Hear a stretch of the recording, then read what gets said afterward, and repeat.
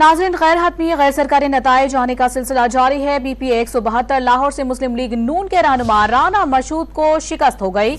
आजाद उम्मीदवार मिसबाह वाजिद 31,378 वोट लेकर कामयाब करार पाए हैं। सिर्फ बात करेंगे डॉन न्यूज के नुमाइंदे राना बिलाल से।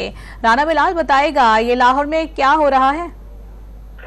जी देखिए, PP 172 लाहौर से मुस्लिम लीग नून के रहनुमा राना मशहूद को गैर हतमी गैर सरकारी नतीजे के मुताबिक शिकस्त हुई है और आजाद उम्मीदवार मिसबाह वाजिद 31,378 वोट लेकर कामयाब करार पाए हैं। इसी तरह जो मुस्लिम लीग नून के रहनुमा है राना मशहूद, उन्होंने 28,647 वोट लिए हैं और वो दूसरे नंबर पर रहे हैं। गैर हतमी गैर सरकारी नतीजे के मुताबिक जो राना मशहूद है मुस्लिम लीग नून के सीनियर रहनुमा, उनको PP 172 लाहौर से शिकस्त का सामना है और तकरीबन 3,000 की लीड से आजाद उम्मीदवार मिसबाह वाजिद जो है वो कामयाब करार पाई है।